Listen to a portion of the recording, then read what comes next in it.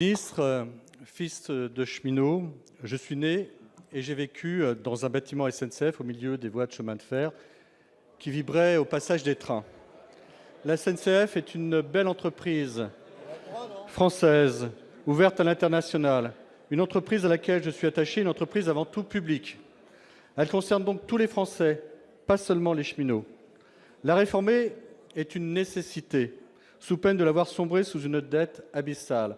En effet, depuis 80 ans, les Français contribuent à la construction, l'entretien et la modernisation de nos rails.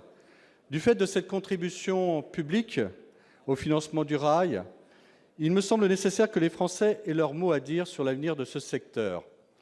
La seule ambition que nous devons poursuivre, c'est finalement l'amélioration de la qualité d'un service rendu aux usagers. En effet, aujourd'hui, 11% de nos trains arrivent en retard. En ce qui concerne les intercités, les retards sont de l'ordre de 22% et le matériel roulant est dégradé. Cet après-midi, le ministère des Transports rencontre les syndicats pour évoquer avec eux les enjeux de cette réforme à venir. Les Français contribuent aujourd'hui au financement du secteur ferroviaire par l'impôt. Quelle place ont-ils dans les débats sur l'avenir du rail français? Monsieur le ministre, allez-vous recevoir les usagers du rail comme vous recevez les syndicats, et quid de l'avis des Français qui ne prennent pas le train, mais qui participent à son financement?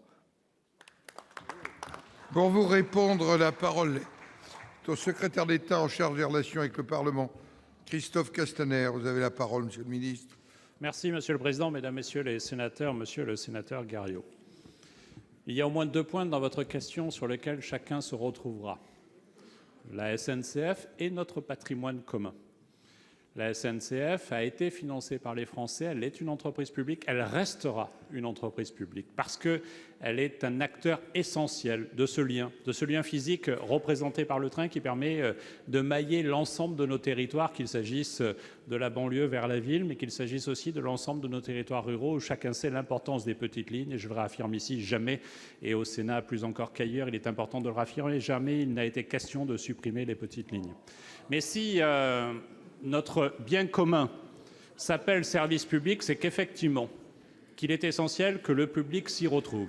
Et chacun ici, et personne ne peut le nier, a pu constater la dégradation du service au fur et à mesure des années. Et ce n'est pas tel ou tel cheminot qui est en cause. Et votre passé, votre histoire personnelle peut évidemment en être la preuve, parce que chacun sait la passion de celles et ceux qui servent la SNCF au quotidien.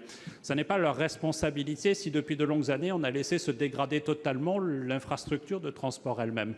Ce n'est pas la responsabilité des cheminots si pour aller de Marseille jusqu'à chez Marc Denis dans les Alpes-Maritimes à Nice, il faut 25 minutes supplémentaires depuis l'époque où j'étais enfant.